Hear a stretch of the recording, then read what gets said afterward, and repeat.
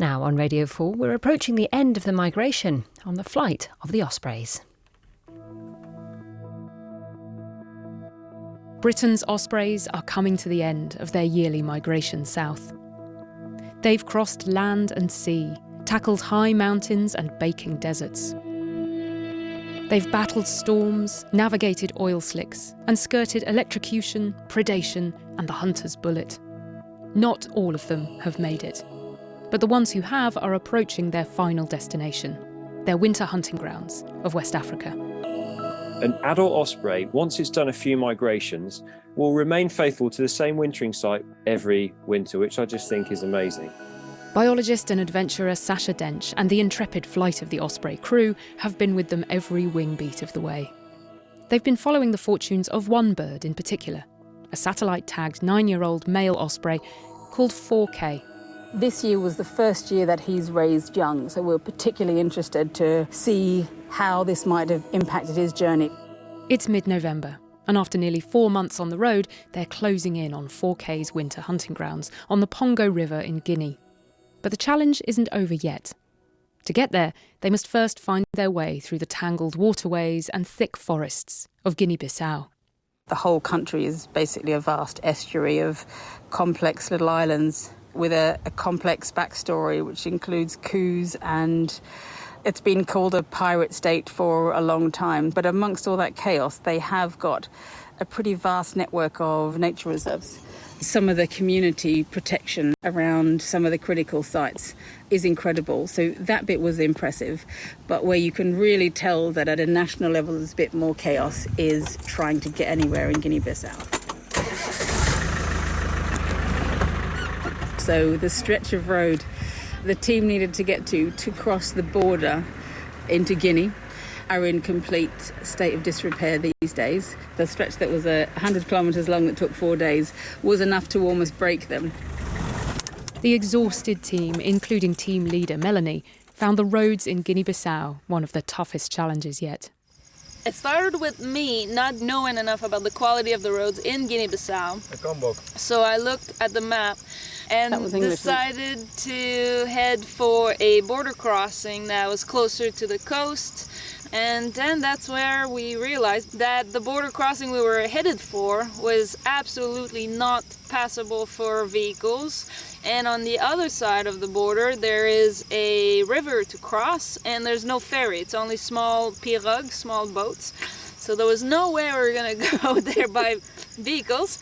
So the next day we had to backtrack about 2 hours, I want to say, to an incredibly horrible, bad, bumpy, ruddy dirt road to the border. And the bad road just got worse and worse as we went. The drivers were getting pretty tired. And all I could do really sitting in the back of the vehicle was like tighten my core muscle to keep my organs in because it was very bumpy. That was interesting. While the rest of the team battled the open road, Sacha took on another common foe in this adventure: bureaucracy. I'd had to fly ahead to sort out various things with officials in Guinea. I eventually made it back to Boffa with my various documents and stamps and went back to the préfet of the region to meet with him. And then he decided that he didn't want to meet just me. It had to be the entire team as well. And they were coming to the end of 5 days of constant driving on these horrendous dirt roads where camp had just had to be on the side of the road wherever they'd happened to get to. So the vehicles turned up, and what walked out of the cars were 7 people that were brown from dirt that looked like bad fake tan because it was also dripping off them with sweat.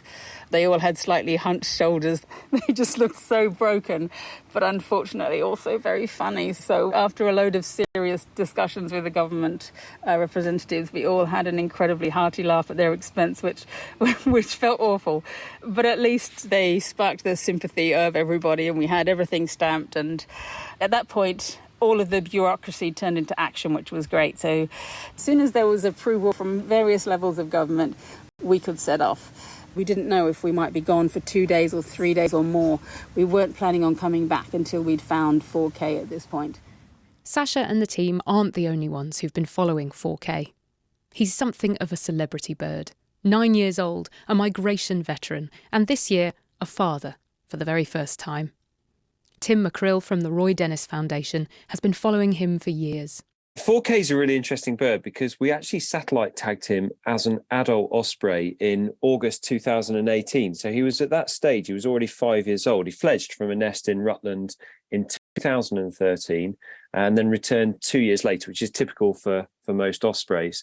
And then he established a territory for himself on the Beaver Estate in Leicestershire, so north of Rutland Water, north of his natal site. And for a few years, he was just a lonesome male on this nest, and he was trying his best to attract a mate. And although a few females visited him, none of them stayed to breed. And it was only this year in 2022 that finally he persuaded one of these visiting females to stay. She's not ringed, so we don't know where she's from, but she's likely one from Scotland who 4K intercepted as she flew north this spring. So it's been a long old wait for 4K, but finally he produced two young for the first time this year. 4K is actually a really significant bird within the Rutland osprey population because the population in central England was established by a translocation project that was undertaken in the late 90s to restore the osprey to central England. He's actually the fourth generation of Rutland ospreys, and he was the first one of those birds to actually breed successfully. So he's a bit of a trailblazer in that sense. 4K last year left at the end of August, whereas this year he had to stay right through to the 9th of September. And that was because that was the day his last juvenile male from the nest left. So he waited for him to depart, then he set off, and he always stops over at an estuary in Normandy. He spent 10 days there. Then he crossed Spain in 2 days, just a really, really fast migration, crossed the Mediterranean to Morocco, and then he basically just kept going. So he crossed the Atlas Mountains, and then he took 5 days to cross the Sahara, and then eventually reaching the Pongo River estuary on the 4th of October. And that's the thing, just like that nest site on the Beaver Estate is the place he'll go back to every year, he literally goes back to the same mangroves on the Pongo River every winter, which I just think is amazing. You know, the navigational capacity of a bird like 4K, I think, never really ceases to amaze me.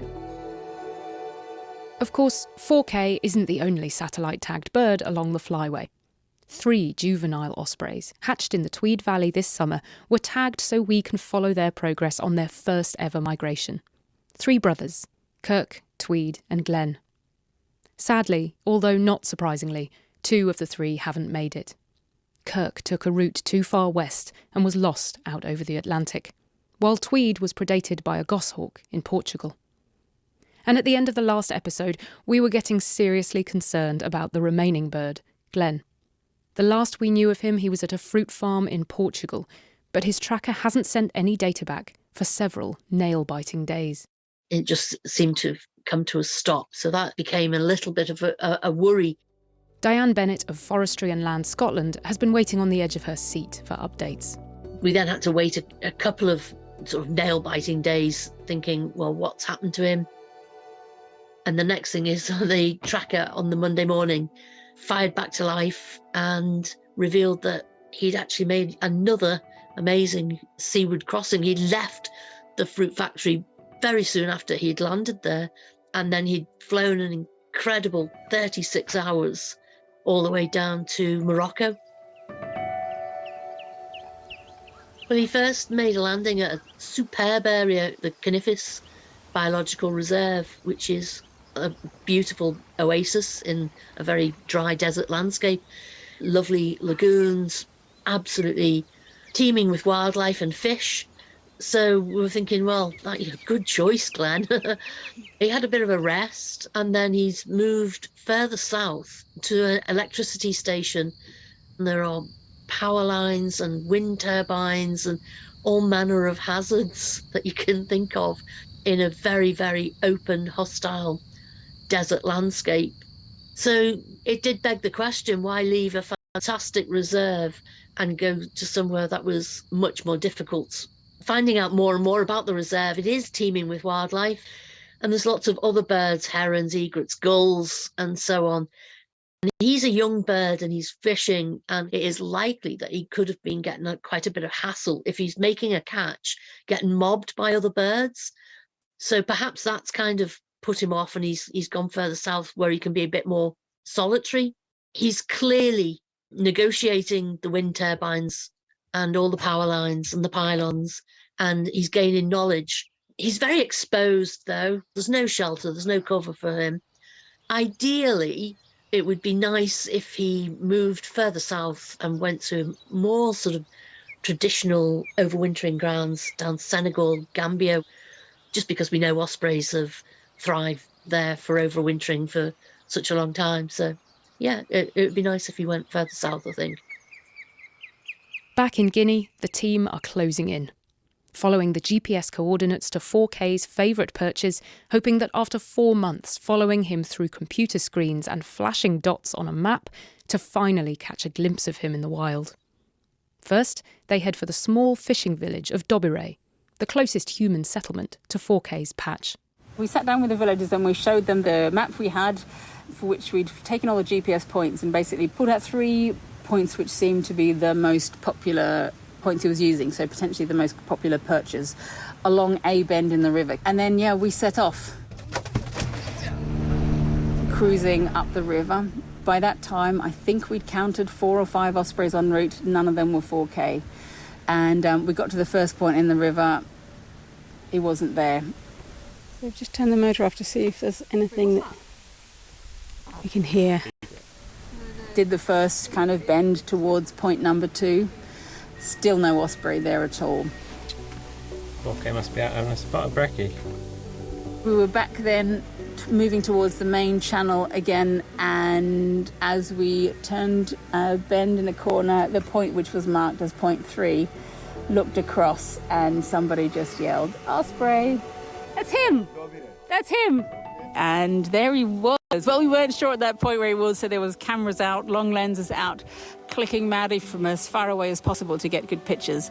And then I remember very well the first person to yell out, "4K, blue ring." We got his blue leg ring. Yeah? You know, wait a minute. Yeah, there were tears of joy, of excitement. This was the kind of pinnacle of a very long journey for us. Oh, that's it. He's flying. Oh, he's turning around again. We thought he might by that time have gone, right, I don't want you around anymore. Instead, he flew in circles over our head again and again and again. He's right over the top of the boat at the moment, just thermaling, calling even. That's pretty incredible. Oh my God, that is really quite special. It was a pretty magical moment with a bird whose fortunes we've been following for 4 months now. Actually quite an emotional moment. Oh. After 4 months, 5,000 kilometres, 2 broken trucks and 12 countries, the flight of the Osprey journey is at an end. But the project is very far from over. It's the end of the journey bit, yes. It's not the end of the project, which is now thinking about all the conversations we've had with people and what parts of the system could be shifted, to give the ospreys and other migratory birds a better chance. Next week, the legacy of the trip lives on, as people all over the UK get the osprey bug. I collected all the branches and that and tried to build a nest like an osprey would. And just hoping for the best, yeah. Flight of the Ospreys was produced by Emily Knight and Alasdair Cross.